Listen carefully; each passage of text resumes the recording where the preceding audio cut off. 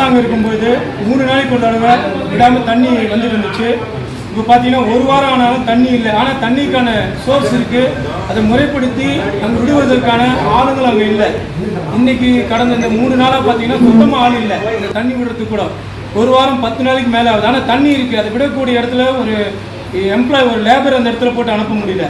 என்னுடைய பகுதியில் பார்த்தீங்கன்னா இந்த சுத்தமான இந்த துப்புரவு தொழிலாளர்களுக்கு வந்து ஒரு வண்டிக்கு 5 பேர், க்ளீன் பண்ணுறதுக்கு 2 பேர்னு சொல்லி போட்டிருக்கதா.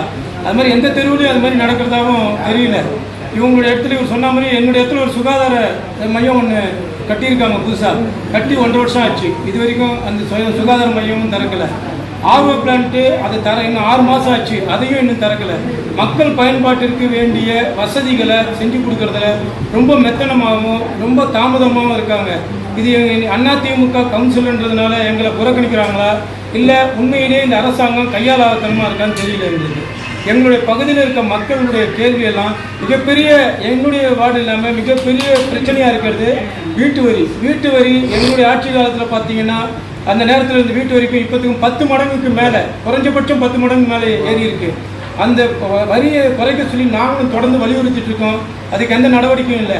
இன்றைக்கி அதை பற்றி கேட்க வந்தால் எங்களை எதிர்த்து எங்களை வந்து அசிங்கப்படுத்தி எங்களை இழிவுபடுத்துகிற மாதிரி திமுக கவுன்சிலர்கள், இந்த மாமன்றத்தில் ஒரு மாமன்ற உறுப்பினர்கள் அந்த மரியாதை கூட இல்லாமல் எங்களை ரொம்ப கொச்சப்படுத்த வகையாக நடந்துக்கிறாங்க. எங்களுடைய சூழ்நிலைகளை எவ்வளோ எடுத்து சொன்னாலும் அதை கேட்கக்கூடிய இடத்துல அதிகாரிகளும் கை கொடுக்குற இடத்துலையோ இல்லை அதை கேட்கக்கூடிய இடத்துலையோ இல்லை. அவங்க இந்த சூழ்நிலை நிலவுது.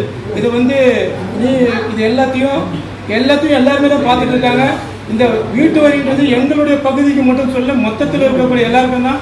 அதை கேட்க வந்தால் எதை எங்களுக்கான பகுதிக்கான வீட்டு வரியை குறைக்க சொல்லி கேட்குறதா அவங்க வந்து பார்க்குறாங்க. இந்த நிலை தான் இந்த இடத்துல இருக்குது. எங்களுக்கு எந்த ஒரு இதுவும் இல்லை. எங்களுக்கு அவங்களுடைய திமுக கூடிய மாமன்ற உறுப்பினர் இருக்கக்கூடிய இடத்துல பல கோடிகளை இறைச்சி அங்கே வேலைகள் பணிகள் நடந்துகிட்ருக்கு. எங்கள் பகுதியில் சில லட்சங்கள் கூட இறைச்சி பணிகள் நடக்கலைன்றது தான் எங்களுக்கு வருத்தம் தெரிவிச்சுள்ளோம்.